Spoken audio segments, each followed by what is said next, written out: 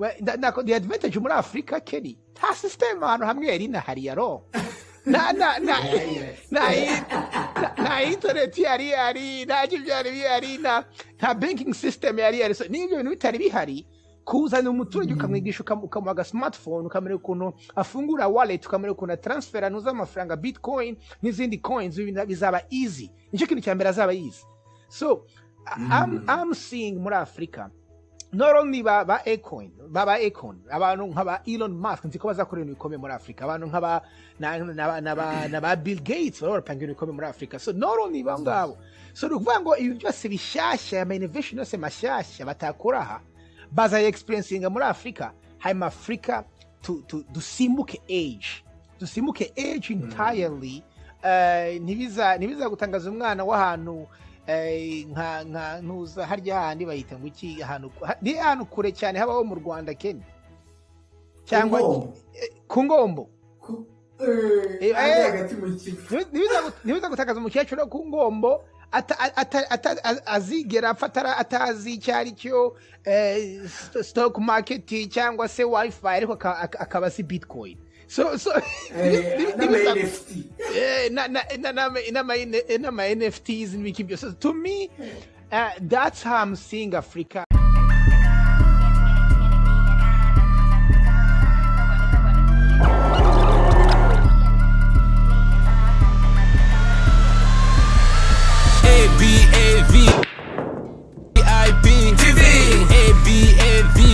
Turn your dreams to reality. Think different, leave a legacy. Yes you can, yes you can, yes you can, yes you can. If you see it, you can have it in your pocket. Abavip TV, Abavip TV. Coach Gael. Hey Abavip, muraho murakomeye. Iyi ni Abavip extra podcast nkuko mubizi ni Kenny Mugarura ndi kumwe na co-host financial coach Gael Karomba muramuzi Abavip benshi mumenyereye kandi murabona twari tumaze igihe kinini tugakora podcast twumvaga tubakumbuye natwe no kuba amakuru ya REFFERAL tubyimbamo ahantu hose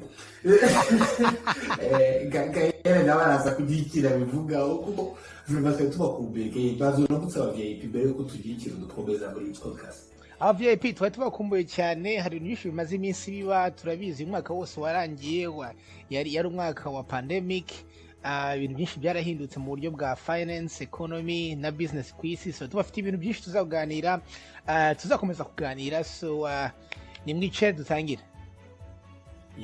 Twara promisinze ko kabisa podcast izagaruka ari fire. Reka rero tubahe fire. So uyu munsi turaza kuganira ku bintu byinshi bitandukanye ndagira ngo tuze kubimenyere muvuva mu ncamake hama tuze kumanuka muri buri story duha Abavip neza ukuntu ibintu bimeze. So turaza kuvuga kuri economic recovery. Icyambere twakiye muri pandemic tumaze kuri mwaka wose muri pandemic ibintu tugeze tubona ababyeyi bacu batigeze babona ariko twebwe tubinyuzemo turaza kuvuga ukuntu economy yaguye n'ukuntu yazamutse ku gihugu cy'Amerika y'abadiaspora bari hanze tuze no kuvuga kuri Afrika yacu naho ukuntu pandemic twayihandurinze n'ukuntu turimo turarikavaringa hama rero tuze no kuvuga ukuntu imyitwarire y'abantu yahindutse muri iyi pandemic ibintu byarahindutse ntabwo uko twayigiyemo ariko tuvuyemo twarahinduye hari ibintu byinshi tuzongera gukora hari ibintu byinshi tugiye gutangira gukora twavuye mu bwiza tujya mu bundi yes exactly oh yes ariko it's not all good news turaza no kuvuga kuri inflation turabasobanurira izamuka ry'ibiciro ni ibintu biri technical bisaba some knowledge economy ariko Gael arayifite ndayifite turabibaha kandi murabyumva neza hama tuze no kurangiriza ku makuru amwe namwe arimo arazamura abantu spirits z'abantu bakaba ibintu birashoboka kuko Akon tuzavuga kuri Akon City umucuranzi Akon muramuzi arashaka kubaka city imeze nka Wakanda hano muri Afrika mu gihugu cya Senegal hama tuze kurangiriza kuri The Rock kuri The Rock my friend Gael. Yes, The Rock nkaba ndi umufana we kandi akaba agiye kutubera perezida hano muri Amerika, so ibyo ni ibintu bikomeye tuganira. Abantu benshi bashaka kumuvotinga turaza kubigarukaho. So Gael, reka dutagire amakuru duha aba VIP.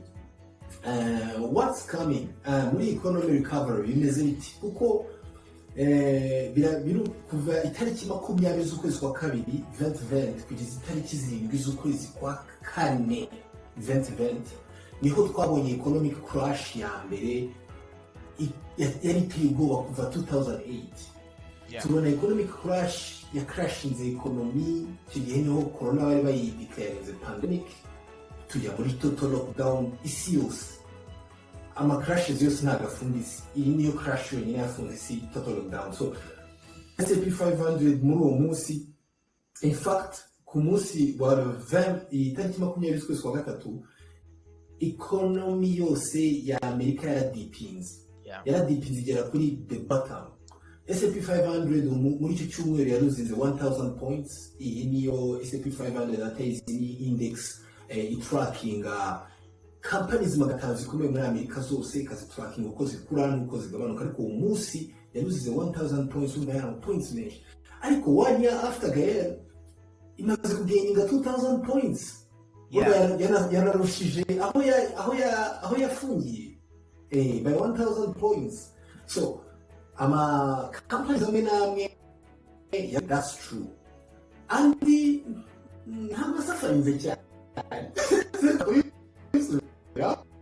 kuko urabona nk'ama uza kuduha insights nk'umufana urabona nk'ama companies na airlines, cruises, commercial real estate, amazu y'ubucuruzi, companies za entertainment, cyane kintu zikora amafilme cyangwa zitegura amaconcert nka Live Nation ziracyasafaringana n'uko ko lockdown iracyari partial. Ariko na companies nka Netflix, Amazon, PayPal yo wagira ngo no ku munsi bya crashing wagira ngo nta n'ikintu cyabaye. So in total recovery miraba ariko hari ahantu itaragera. So Gael, we tubwire iyi recovery ibona gute? So icyo ni ikibazo cyiza Kenny. Urabona muri economy mu gihe habaye a crisis nk'iyabaye, iyi rero yabaye ikaba itariherutse kuba, yaherukaga muri 1918 mu gihe cya Spanish flu. So no kuvuga ngo ubungubu ni ikintu gishyashya cyabaye kigatuma abantu bafunga bose, industry zigafunga nkuko bivuga. So mu buryo bwa recovery ubundi hari icyo bita a V-shape recovery. So no kuvuga ngo ni igihe of course murabizi ukuntu economy bigenda gutya. So no kuvuga ngo ni igihe economy yari iri hano hejuru yarangiza ikagwa, none yamara kugwa tuvuga ngo ubungubu ibintu bitangiye gufunguka n'ibiki byose tugatangira kubona no kuzamuka. Iyo ngiyo niyo bita V-shape recovery. Hakaba rero yindi yitwa U-shape recovery. Ni ukuvuga ngo noneho ni igihe economy iguye hanyuma igatinda hasi hanyuma ikongera ikazamuka. Ni ukuvuga ngo ntitubona a quick rebound nka V. Sasa rero Kenny uvuze uti S&P 500 yararaguye ayo manota yose n'ibiki byose, ariko ubungubu nyuma umwaka umwe gusa later abantu bashize amafaranga muri S&P 500 no muri ama companies yose mu gihe umwaka ushize pandemic gitangira, ubu bari hafi kudaboringa amafaranga yabo Kenny. That's how crazy it is. Ku buryo na investments bamwe mu Abavip twakoze muri S&P 500 zari ku hafi kabiri. So umuntu yabona ni nacyo gituma abantu benshi babona bati habaye V-shape recovery, uvuga ngo byikubise hasi biro reboundinga up vuba. Ariko rero nk'uko bivuga hari aba losers barimo. Aba losers ni kuvuga ngo ntabwo ama company yose rero recovering quickly nk'uko twabyibazaga. Ntabwo iri hiraba V muri some industries na some trends. Iyo utabirebye neza rero ushobora kuvuga uti S&P 500 in general yarazamutse ugatuvuga uti okay economy iri iragenda bien, ariko iyo birebye neza S&P 500 yongeye kuzamuka kubera zira big tech companies. Ibi byose wavugaga za Amazon, bya Netflix, ibiro ntuza izikuriye ntuza za Apple, izi zakoraga za virtual communications nka za Zoom. Ibi byose bya kora ko ari byo binini muri S&P 500 byagaragaje ko supervalue irazamuka cyane, ariko hari aba losers Kenny nkuko ruzi, hari ama company kuva aho yagwiriye n'ubu bakiri hasi, hari ama business menshi n'ubu bakiri hasi kandi amwe atazongera no kugaruka, you know. Umuntu ashobora kuvuga ibintu nk'ama retail stores, abantu bacuruzaga mu ma retails. Hano turabona ama company akomeye nka za GC Penny, zindi zose zirozegenda zifunga ziri mu mall zigenda zisezera ntizasubira muri business kubera abantu bamenyereye kugura ibintu online. Tukabona oil industry, you know, ibintu bya essence n'ibiki, ama company menshi ariho arasuffering still. So muri gihe rero iyo combininze sinavuga ko ari V shape recovery turimo mwisi, ahubwo turi muri iyo twita K shape recovery. So tuvuga ngo yes yaramanutse, zimwe zirazamuka ariko harimo n'izindi ziramanuka. So iyo niyo rero muri economy bitwa K shape ntuza recovery. So ibyo ngibyo nkabona ni hari ama industries azakomeza kumanuka kuri zero, ariko hari ayandi rebounding quickly. So ibyo bikangira no kuri entertainment Kenny. Entertainment nubwo yaguye, ibintu bya entertainment, ibintu by'ama cruises, ibintu bya vacations, abantu bakumbuye kujya hanze, so bazabona babarekuye. My goodness Kenny, my goodness ibyo bintu urabona gute? Ibyo babitubyitabirending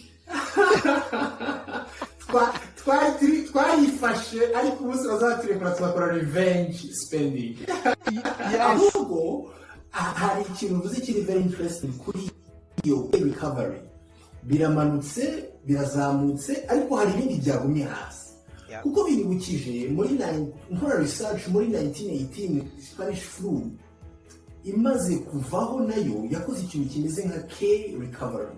Kuko icyo gihe niho abantu batangiye kuko kudiscoveringa really, bakoze advancements muri medicine, ibintu byinshi, havutse new industries ziboostinga economy. Kuko icyo gihe niho havumbuwe DNA, by the way gahera kuko ntabwo waruka, ntabwo nari nka nyuma ya 1918 nk'abantu bagaga bavumbuye yuko DNA ari ikintu, kuko urumva byabateye gukora cyane, byabonye ko ibintu bari bafite nka perception y'indwara ihindutse.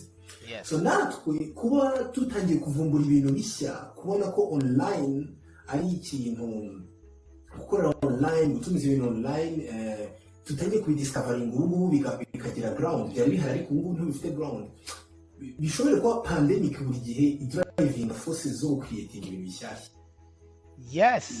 So no kuvuga ngo mu creating ibintu bishyashya hari ibya kera tureka burundu. Yes. Bigakomeza bikajya muri hasi muri ke. So to me Kenny, tuzaca muri ntuza K shape recovery.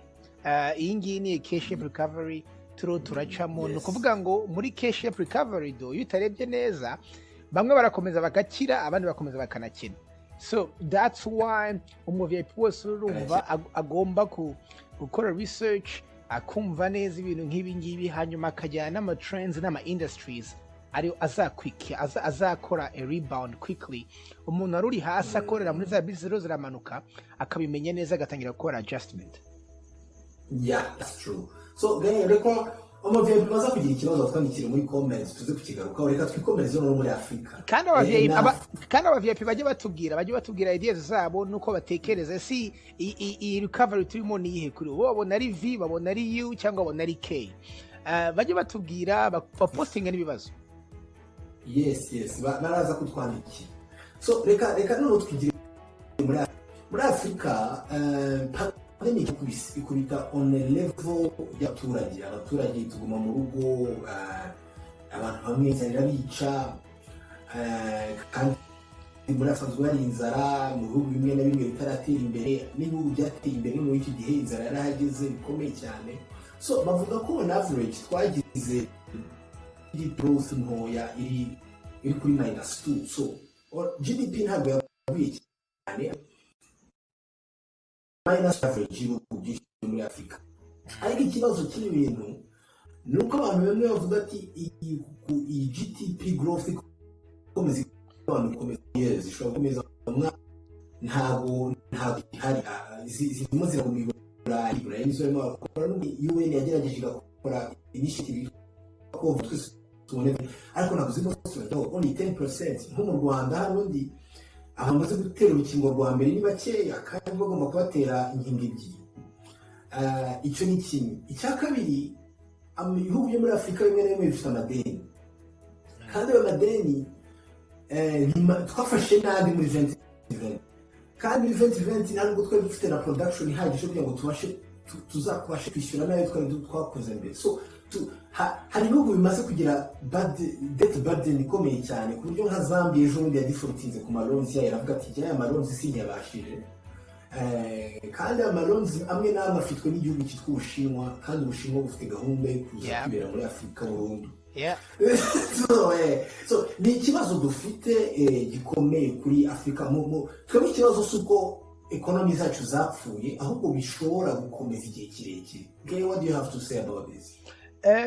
Yes and no. Kubera yuko of course Africa, ibihugu byinshi muri Africa byari bikiri hasi mu majyambere, of course byarababaye cyane kubera ko byadependingaga ku mafaranga ava hano muri Amerika ni Burayi na hehe. Ariko nanone oya, kubera yuko keri ngiye mfite icyizere yuko muri Africa ndi very optimistic ko muri Africa ahubwo tugiye kuba nk'Ubushinwa mbere y'uko Ubushinwa buba Ubushinwa. Urabona Ubushinwa for example bwamaze bwari buri inyuma ya Amerika cyane ku bintu bijyanye na technology, ku bintu bijyanye na ntuza byose. Hanyuma ubu ngubu urebye bo ku bintu bijyanye na internet n'ibiki byose ahubwo bahise bajya kuri hejuru. Hari etape basimbutse batigeze bacamo nk'abanyaburayi cyangwa abanyamerika, ubu bageze ku rundi rwego. When you compare right now ibintu bya tech mu by'Abashinwa n'abanyamerika bamaze kudusiga muri internet n'ibindi byinshi. So bivuze ngo Africa somehow ndi very optimistic kubera yuko of course tuzabara muri long term, muri short term, ariko long term mbona hari new technologies tuza no kuvugaho uyu munsi zizagenda zigafasha Africa vraiment kureboundinga quickly. So for example nka technology ya blockchain mbona izafasha Africa in the very near future. Ibintu tuzaganira neza nkatanga my perspective, mbona bizafasha Africa right away. So ibyo ngibyo bikombininze n'ubutunzi nako n'ubuhinzi, kubera ko Africa dufite ubutaka bwera cyane kuruta ubw'ahandi hose. And given the facts yuko Africa ubu ngubu nabonye research ivuga ukuntu 60% y'ubutaka bwose buhingwa ku isi butarakoreshwa muri Africa. So it's just a matter yo gufunguka, nkuko wavuze ngo abantu baca mu bibazo barafunguka. Nzi ko bino bibazo twacamo bizadufungura ubwenge nk'abanyafrika, dutangire tubone izo resources twari twicaranye. So mu exploiting rero ubwo butunzi dufite twicaranye, ubwo butaka dufite buhingwa, ndetse n'abanyamahanga kububona bakabona ko ni muri Afrika bagomba kuza, bakabona ko muri Afrika no hari untapped potential, niho ushobora kuza ugatangirira infrastructure zishyashya. Ibyo bavugaga by'Abashinwa n'Abanyamerika bagiye kujyamo. Abashinwa n'Abanyamerika barwanira Afrika, bizatuma turushaho kureboundinga vuba. So that's how I see it.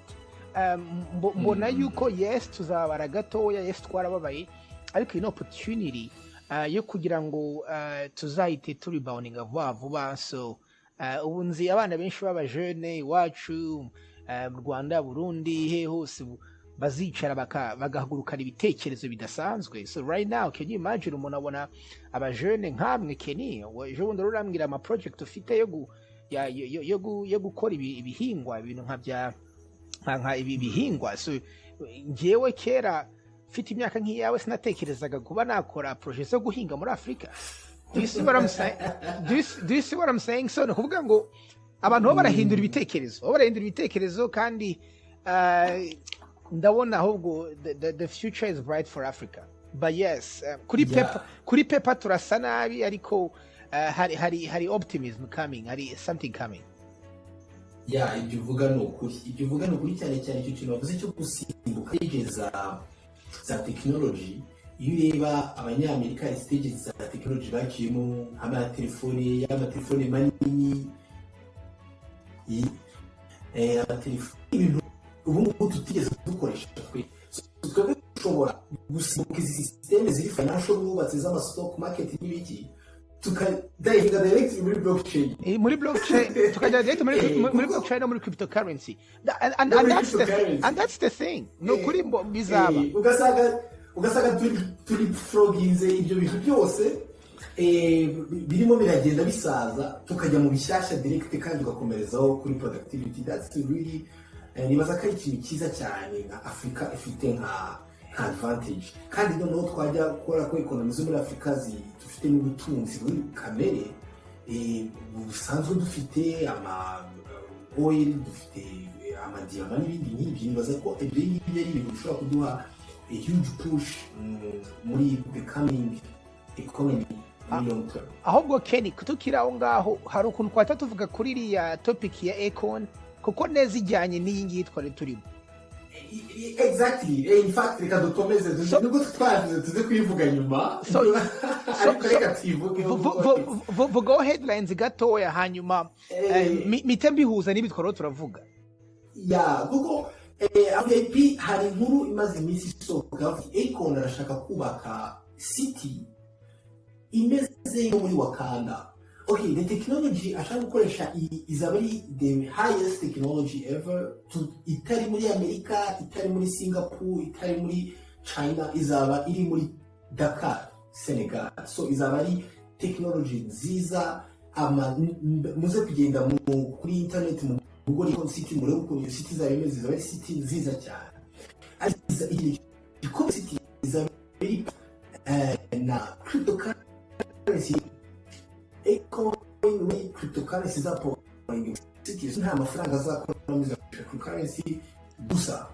So kuri ibyo gahe zaniyo point yihuze yes nibyo nakubiraga Kenny. Ibaze ngo iyi series afata Akon iyi project izamufata miliyari 6 z'amadolari kugira ngo uyikora muri Senegal. Ubu ngubu yamaze no kwemererwa ikindi kibanza kinini muri Uganda niho azakora series ya kabiri. So think about this. Akon iyo muri Senegal yayitangiye kuyubaka. So izo series by the way reka mbabwiza ukuri sinzira mwarabonye ya movie yababwiraga so noza harya yitwa nguki ya movie Wakanda ari hahandi babaga movie itwa gute Black Panther. Yes. So sinze mwebonye ni ikintu kiri so crazy.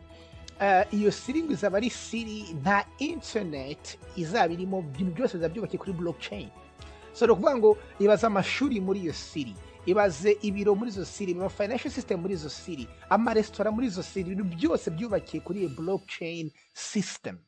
Abantu bishyura izo coin Kenya babwiriza kwa Acoin. Na by the way izo coins zirahari abavip nimutangire muzigure twubake Afrika izo ni coins zasohotse actually bazashaka kuzagira access yo kuzigura nibaza ko twabashakira informations ko ntabwo ziragira ku platforms atandukanye but think about this. Ibaze umunyafrika utarigeze abona na wifi ariko agiye gusimbuka iyo age ya wifi aho hantu muri iyo ntuza ajye muri age noneho ya cryptocurrency. Do you see what I'm saying? Umuntu utarigeze ugira na bank ngo agira amafaranga gutya twahereye amafaranga akajya kuri ntuza kuko hari abantu benshi bari unbanked muri Afrika. Badafite internet, badafite na banks, badashobora gukora online banking, badashobora gutradinga amasoko kuri internet, badashobora gukora icyo kintu cyose.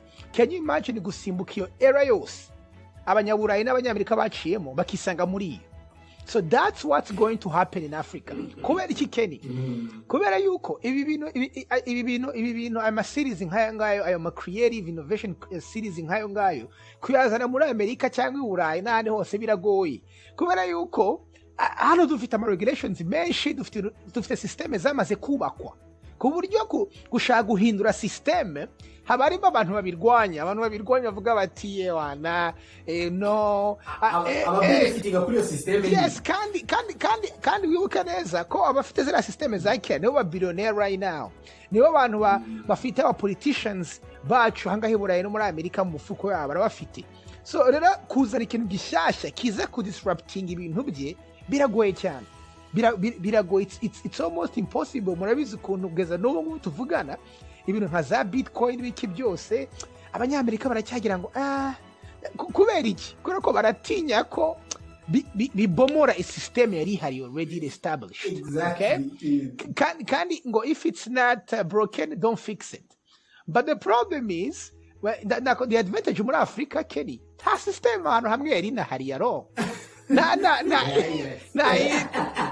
internet yari nacyo byari bihari nta banking system yari so n'ibyo bintu bitari bihari kuzana umuturage ukamwigisha ukamuha aga smartphone ukamenya ukuntu afungura wallet ukamenya ukuntu transfer anuza amafaranga bitcoin n'izindi coins bizaba easy, nicyo kintu cya mbere azaba easy. So I'm seeing muri Africa not only baba Econ abantu nk'aba Elon Musk nzi ko bazakora ibintu bikomeye muri Africa, abantu nk'aba na Bill Gates barapanga ibintu bikomeye muri Africa. So not only bangabo, so ruvuga ngo ibi byose bishyashya ama innovation yose mashyashya batakora aha baza experiencing muri Africa, hanyuma Africa dusimbuke age entirely. Ntibiza gutangaza umwana w'ahantu nka ntuza harya handi bayita ngo iki ahantu kure cyane habaho mu Rwanda Ken cyangwa ku Ngombo ntibiza gutangaza umukecuru ku Ngombo azigera afatara atazi icyari cyo stock market cyangwa se wifi ariko akaba si bitcoin. So NFTs and wiki. So to me, that's how I'm seeing Africa iragenda Ken. Yeah, that is so true, very much true. Kuko dufite rwose gusimbuka aho hantu, gusimbuka iyo age y'ibintu byagiye bubaka over the time, turi capable yo kubikora. Kandi n'ubu ngubu twarabikoze. Iyo urebye mobile money rega n'ugusimbuka ibintu byinshi, right gusimbuka ama bank transfers n'ibindi nk'ibyo twebwe ntabwo na n'ubu hari abantu wa mugani Ken ibaze nk'ibintu apfa bakoraga byo gusinya amasheke amatransfer bagagara kuri banki batonze umurongo, we ntabyo uzi. ntabyo nzi bra. Yeah. So enough of this. Abavyeyi kuri babishaka bazatubwire tubikoreho ikiganiro kirekire, ariko reka noneho tugere kuri behavior change. Gaye turabizi rwose this is a pandemic. Pandemic igiye gushira ariko ntirashirimo hagati, ariko hari ibintu twahinduye tutazongera gukora. For example, hari data zigaragaza yuko mu mateka y'abantu kuva 21st century yatangira n'ubwa mbere abantu basevinze 33% y'amafaranga bakorera, kimwe cya gatatu. So ubundi abantu basevingaga 5%, 2%, 4%, ariko muri 2020 na 2021 average yabaye 33%. Urumva abantu baricaye babika amafaranga yabo, abandi bareinvestisa, bega hari ubwenge bushya biyongereye. Hama ikindi kintu gikomeye kigaruka kuri cryptocurrency ni ukuntu cryptocurrency yahindutse ukuntu tuyibona. Before corona, cryptocurrency yamenye muri 2017, tugiye bitcoin yari $3,000, ariko abantu bayifata ati ni ibintu by'aba gangsters, ati ni by'amakartere yo kugira ngo babashe kulondaringa money. Kandi Ken wowe wayikoragamo ama research muri 2017 wayikozeho research nyinshi.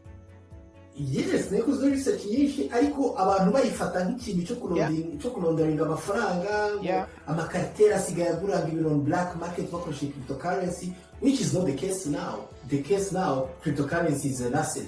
Abantu bose barayigura bakayicarana. So hari behavior change zabaye muri pandemic. Can you explain a little bit ikintu cyatumye ziba n'impamvu byagenze gute? So nibyo uvuga hari behavior change zabaye, kandi iyo abantu nyine ikintu kibakubise noneho bakaba forced kwicara mu rugo baratekereza kandi ari ibintu bihinduka. So to me nanjye vraiment mvugije ukuri natangiye gukora a lot of research.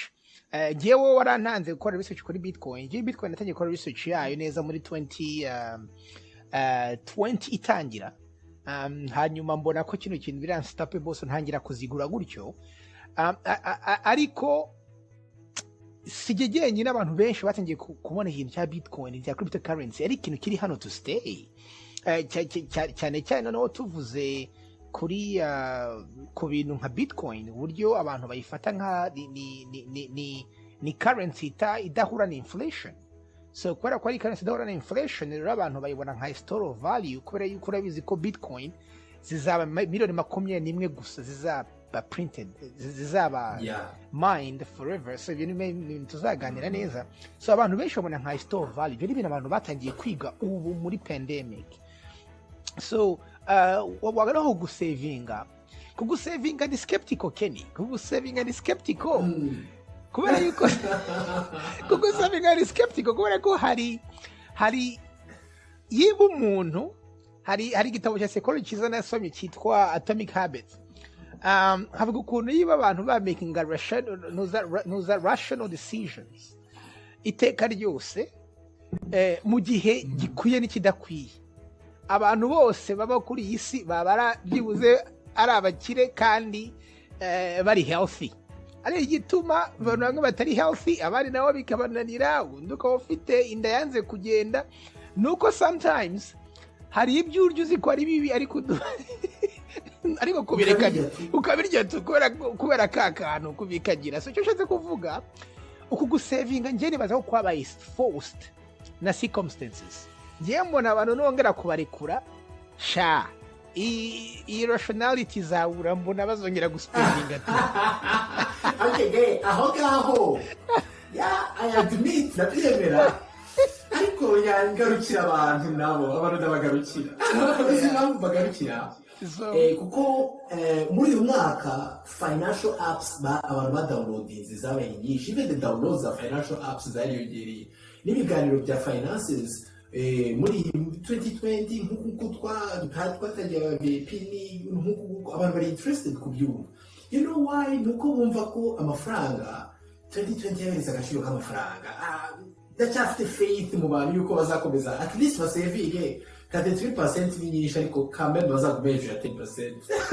No byo nibyo abamva reka mbwize ukuri byo wa mugani hari bamwe bazasubira ko bari bameze ariko hakaba n'abandi nabo bize makanu kameme. So I know for sure gusa Kenny ikintu gikomeye abantu bize muri pandemic kandi nibaza ko tuzagumana ni ikintu cya financial literacy. Kugira ubwenge ku bijyanye n'ubutunzi n'amafaranga. Natwe nibaza ko ari Abavip TV by the way abantu baturebye bwa mbere hano bataze ko dufite YouTube channel twa Abavip TV muyirebe naho dukora ibiganiro bya finance. Hama nibi ngibi solo turakora Kenny ni ibintu twatekereje kubera iyi pandemic. So ikintu cya financial literacy cyo nibaza ko tuzakigumana ni ikintu abantu benshi bize. So reka tujye ku nkuru mbi kugira ngo ku nkuru mbi niko nabyita. Twavuze ko tuza kuvuga kuri inflation tusobanurira Abavip what's coming, what is inflation n'ibindi. So Abavip the truth is nuko inflation Federal Reserve iyo niyo muri Amerika ariko n'ahandi hantu hose ku isi bari kimwe. Nuko inflation ubundi nziza igihugu kigomba experiencing inflation ya 2% 3% buri mwaka. Abari inflation nini abari inflation ntoya isanzwe ituma abantu bakora business babasha gukorana babasha kugira profits muri businesses bakora. Ariko muri uyu mwaka 2020 kuva 21st February kugeza 21st February za 2021 inflation yarazamutse cyane ku buryo kuri consumer price index na ka basket kaba kavuga ibintu umuturage akenera kugira ngo abashe kubaho. Haba harimo umugati, amata, gas, ni essence cyangwa gazi yo guteka mu rugo mbega bya bintu shelter bya bintu ukenera kugira ngo ubeho buri muntu wese akenera mbega aho ngaho ntabwo harimo lix kene aho ntabwo aba harimo lix so ibyo bintu byose kugira ngo umuntu akenere kugira ngo abeho byazamutse bimaze kuzamuka kenshi cyane tumaze kugera increase ya 2.1. Wow. Iyo bari expecting kuri consumer price index yari 0.6. So that's way too much. Ariko kandi kubera ibintu biri evident ibintu twabonye muri pandemic biri evident government zose zo kwisi zaprintinze amafaranga. Yeah. Zakuza amafaranga zitanga ama stimulus package zigerageza kugura ibintu byo mu bitaro n'ibiki byose byabumvikanaga. Ariko abantu twibaza ko basprintinze more than necessary kuko nka US government yaprintinze $7 trillion mu gihe cy'umwaka umwe. The last time US government yaprintinze amafaranga aragutyo yari mu 2008 kandi naho yaprintinze $7 trillion yaprintinze $4.6 trillion hama yatanga in between 2008 na 2014 urumva mu myaka itandatu muri economy bashizemo $4.6 trillion. Yeah. Kandi amafaranga yajyaga kuri bank bailouts bishyuraga amadeni bishyuraga assets amwe namwe yarari troubled kugira ngo babashe processing yongera y'Amerika ariko is it $7 trillion to printiza mu minsi 365 gusa aya mafaranga agiye mu baturage directly bayakashinze directly ku mifuka y'abantu. So bicreatinga kuri cya kintu twavuga cya inflation bicreatinga izamuka ry'ibiciro kubera ko abari amafaranga menshi akurikira ibicuruzwa bikeya. Yes. Kandi keep in mind yuko muri 2020 inganda nyinshi zarafunze na production yaragabanutse. Ibintu byose biragabanuka ibicuruzwa mu markets murabyibuka pandemic itangira papier toilette zarabuze. That was crazy though. Ariko Kenny kuri cyo kintu ya toilette vraiment nayo ngikubazeho ngere waragikozeho research. Kubera iki papier toilette zabuze. Yendi yumva here's the thing. Hand sanitizer ndazumva ngewe basi. Sibyo ko abantu bagomba gukaraba intoki buri kanya. Iyo habura n'amasaburi wenda nari kubyumva. Ariko papier toilette hari umushakashatsi wora tuboneye igisubizo cy'ibyo bintu. Ntabwo tubizi vraiment. Biragaragara ko abantu bafite ubwoba batekereza ibintu bashatse kuko abantu birukanye imbunda papier toilette yabaze bibana hashye. Ugaha Okay. Tuzabikora research turebe byabaye. Okay. Abavip coming back to our point nuko amafaranga yabaye pumped menshi muri economy. Yeah. So tukaba tugiye kubona izamuka ry'ibiciro. Izamuka ry'ibiciro ni riri mu rwego bubiri. Icyambere gica ama savings ufite muri bank. Yeah. Kuko bivuze yuko economy yamara yemeramo amafaranga menshi bigatuma ama savings ufite muri bank atagira agaciro nk'ako yarasanzwe afite. Yes. In real life. Kuko ayo mafaranga barakuvuriye kubona $100 muri tuvuge ni urugero ntaze kugira ngo babyumve neza kubona $100 mu 2000 byari bikomeye kurusha kubona $100 ubu. So urumva wana savings $100 mu 2000 bakaza bakayimenaho imiliyari zirindwi z'amadolari yandi urumva bayiciye intege. Yes. Ahubwo no tubimenaguye tubisobanuye neza kuri iyo $100 kugira ngo tukomeza Kenny. Kugira ngo umuvye public byumve neza ibaze rero ufite $100 ariko igiciro kora ko inflation of course izamura ibiciro nk'uko twaba turabisobanura. Noneho ibaze iyo $100 niba arashobora kugura imigati 20 kora ko uri mugati wose ari $5. Noneho inflation ikaba wa mugati ukagura $8 cyangwa 10. Okay? Icyo gihe ya $100 yawe we ntiyongereye ariko kugira ngo igure imigati 20 ubiragura imigati 10. So nuko Kenara sobanura ukuntu ishobora kwica amafaranga bari muri savings. Yes. So icyo ni ikibazo cyane. Ikibazo cya kabiri nuko inflation iba ama companies guverinoma n'ibindi bintu byose biharira ama employees ntibizamura imishahara. they do not adjust imishahara y'abantu kuri inflation kuko badjusting imishahara y'abantu kuri inflation abaturage babaha 3% raise ya buri mwaka in normal staff mu buzima busanzwe nta pandemic yani ariko nyuma ya pandemic bagombye kuzamura imishahara y'abantu by 20%. So it's kandi ibyo ni ibintu bidashoboka ntabwo ushobora gutegeka abantu kuzamura imishahara by 20%. Companies nayo yahomba kuko barambura. So ibyo bintu bikahita bizanamo bituma ibintu biba tricky cyane. Ibiciro by'ibicuruzwa bigiye kuzamuka kandi amafaranga y'umuturage nubwo yabonye ka stimulus akagura utuntu twiza yashakaga muri pandemic ariko after the pandemic bigiye kuba ingorane cyane. So gira ikintu bivugaho ubwire n'umuvyeyi ukuntu yakwishidinga bino bintu kugira ngo bitazamu impactinga cyane.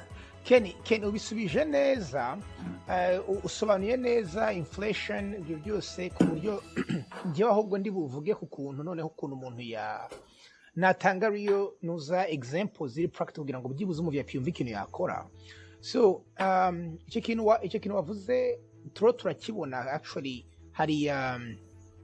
hari ntuza nari mfite article yo muri google.com yatanzwe na CBS ivuga ku kuntu ibiciro by'ibintu byo kubaka byiyongereye 50% Kenya 50%.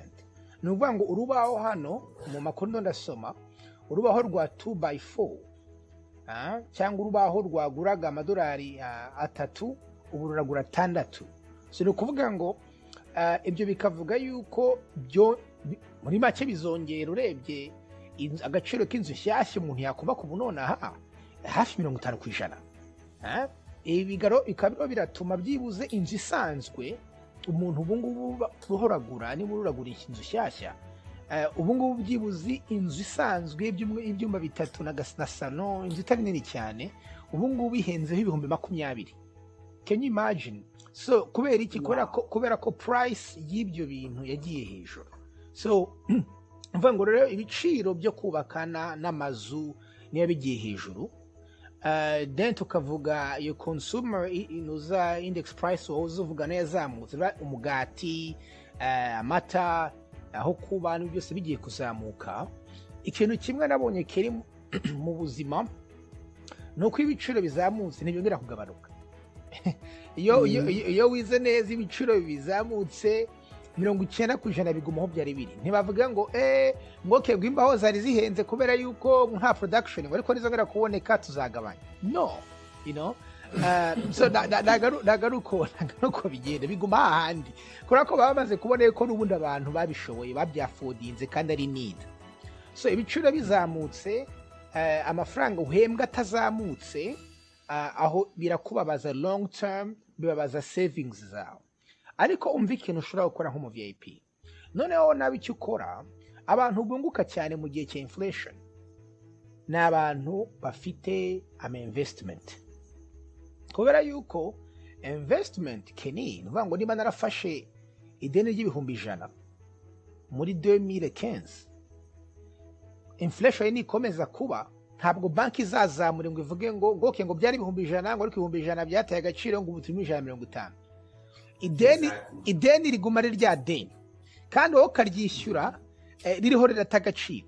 So ni ukuvuga ngo aba VIP ni mukore smart investments. Turiga tuganira ku ma investment atandukanye abantu bakora yaba kuri YouTube channel yacu ndetse niba mushaka ko tuzanabiganira muzabitwanike tuzabiganira hangaha. Twavuga byibuze ku ma investments meza mwaje kwiga mugatangira gukora. Cyane cyane nkuko kirabivuze nta muntu udakenera aho kuba. Umuntu uzagura aho kuba, umuntu uzagura ikibanza uko ashoboye, apana kugura ibyo hejuru utazashobora kuriha ariko kugura bijyanye na budget yawe. That's a good investment. Kuko ni investment inzu yawe uko amafaranga azata agaciro inzu yawe izakomeza izamuka, kandi uko inzu twabivuganye zizakomeza gutera zizakomeza kwiyongera mu giciro kubera yuko ibikoresho biro birahenda. Wowe inzu yawe warayiguze kare hanyuma inzu yawe izamuke mu gaciro.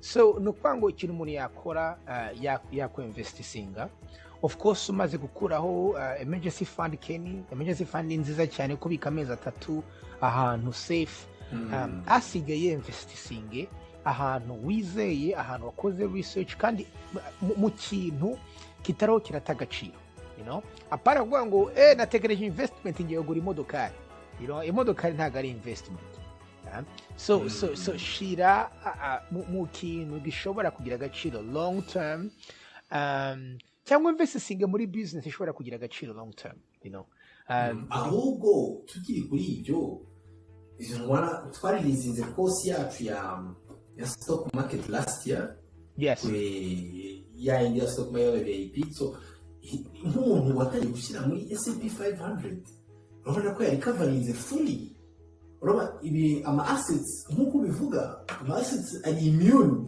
kuri inflation ari immune so azamukana n'agaciro so umuntu wakurikiye amavideo yacu tugitangira yari kuba yarinjiye muri S&P 500 iri ku 180 right now ubu ngubu reka checkinze mu gitondo iri kuri 380 umuntu wakurikiye amavideo yacu tugitangira yari kuba yaraguze bitcoin iri ku 4500 you see what I'm saying ubu ngubu iri ku 55 so bitcoin ntuyivugeho rwose itego no so kuri jewe mbona investment niho hantu hambere ushobora guparika amafaranga hanyuma uko ibintu bizamuka inflation ija n'ibyo bizamukana nayo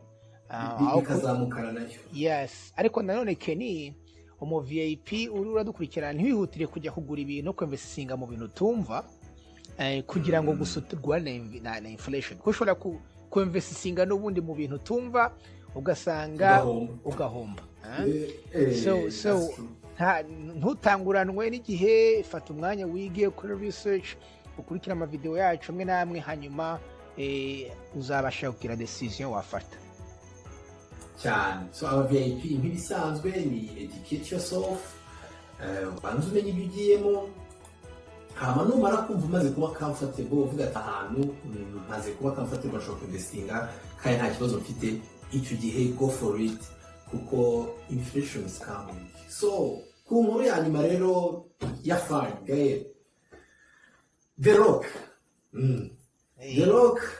ni pro wrestler turamuzi kandi twemera cyane urundi The Rock John Cena na Undertaker bari mu rwego rwabo na Stone Cold bari mu rwego rwabo rw'aba wrestlers turabemera bari mu rwego rwabo ariko nyuma ya urumva mu bandi bose baragerageje urabona iyo abantu barangije amasiporo bahita batangira kuruha bakigira muri za retirement ariko The Rock yarakomeje ajya muri entrepreneurship atangira kwinvestinga mu company arangije agera haba movie actor afite amafilme ari grossing kewe ya mugabo yagezeho aba the highest paid actor muri 2019 yaba amafaranga menshi cyane he deserves it ndibuka ko yakoreye north of $70 million mu mwaka ntabwo mbyibuka neza ariko aba VIP kan Google ita kumugaza kureba ariko none ejo bundi haba survey isanzwe abantu babaza abantu barabaza ati se The Rock yiturije kuba president nkamutora 46% y'abanyamerika bavuga ati yes twamutora abanyamerika ni benshi 46% ni benshi cyane ni benshi cyane muri political party abo batoza abo cyane abo batora president akaba president kubera college byari haya bitagote college votes or something yes abo nimugira muri 46 isanzwe iyo bari mu state benshi atandukanye ashobora kuri gutsinda electoral college so no nibe bikomeye so baramubaza se The Rock ati se ko ba 46% y'abanyamerika bamati urumva yari random bafasha abantu bagera mu miliyoni 100 barababaza it was a survey so abantu baramubaza ati The Rock ko abantu bavuze ko bashobora gutorwa president bimeze bite can you consider it but yes I can consider it kubera iki kandi again this is the time turimo turabona aba celebrities binjira muri White House so Kenny yabari mu deputy yes nicyo kintu nanjye kuvuga Kenny nkwereke mu kiganiro kimwe cy'aba VIP nzaguha abastari batanu Kenny sibyo ngiye kuzakora ubuhanuzi ngiye kuzagwa abasitari batanu aba celebrities batanu bashobora kuzavamo abantu bakomeye mu buryo bwa politike kuri iyi si nzabaguha hanyuma tugere tureba imyaka tujye tubika video mbivugiye muhama tujye tureba nibibi so reka okay reka tugere kuri Dwayne Johnson The Rock uyu muntu ngiye sinakoze niyo survey nayibonye yamaze guhita ariko iyo nza kwiba umuntu nari kuyitora yari kuba mu bantu ntora so kubera iki The Rock namutora not only because ari umustar ari iki ariko uyu mugabo he is a very very smart business person entrepreneur uteye ubwoba some of his best friends ni abademocrat some of his best friends ni abarepublican nta muntu wa mbere uzi ko managinga Hollywood n'andi makampani akomeye nk'uyu mugabo you know so as ashakinga hands n'abantu benshi akora amadeals n'abantu benshi kuko yavuze amakampanies yose akorana nayo yagiye investingamo nka za Under Armour ikirato cya Under Armour afite my goodness ikirato cyiza kabisa ni ikirato cyiza okeni no kuzashaka pictures ukakirikana hano kuri intuza kuko vraiment ndabona uriya mugabo dushaka kuzatumukora sponsor so ariko so ni ukuvuga ngo ari muri Under Armour ari mu yandi ma companies akora ibintu bitandukanye so iyo urebye abayobozi baho hantu n'aba billionaire bakomeye kandi bari kuri each side za political parties so ni umuntu nibaza ko uzi ubwenge uzi guhuza impande zombi kuko zose aganira nazo kandi akora na business nazo yarangiza akaba umuntu uvanze ni ukuvuga ngo avanzemo n'umuzungu n'umwirabura n'umuntu wo muri za n'umuntu wo muri Samoa so byose biravangavanze donc abantu bose bamwibonamo hanyuma yarangiza akaba 6'5" akaba afite hafi n'ibiro 300 so ibyo bintu byose rero bizanye hamwe uwo ni president wuzuye kabisa ko nibaza tumugize nka president yaba ari we president wakubita abandi ba president bose niba ndabitekereza agiye kunegosiya peace deals hamwe na Kim Jong Un niyo bamushobora Kim rwose ni gitaga so it's fun yeah it's fun reka dutegereze muri 2024 turebe icyo azakora so Abavip enough is enough mwaduhaye umwanya wanyu kandi turabakunda cyane tuganiriye iminota irenga hafi isaha so kandi turishimye cyane Abavip kuba twagarutse iki kiganiro tukibaha buri cyumweru tugize kubaha amakuru meza yo muri finance kandi abafitiye n'akamaro cyane ko muraza kutubwira ibintu mushaka namwe kumva ushobora kutubwira ati genda umva afite ikibazo kuri cryptocurrency mwadukore kuri cryptocurrency se mwadukoreye kuri economic terms zimwe na zimwe tutumva nkuko twasobanuye inflation ese mushobora kudusobanurira foreign exchange y'amafaranga ese debt y'ibihugu ibintu nk'ibi tuzajya twita koringa uko tugenda dukora kino kiganiro kandi vraiment turanezerewe cyane Abavip iyi ngiyi Abavip podcast channel muze gusubscribinga mukore like uriya ni nziza cyane mujye muyiduha iradufasha pe mukore like comment ha mu bundi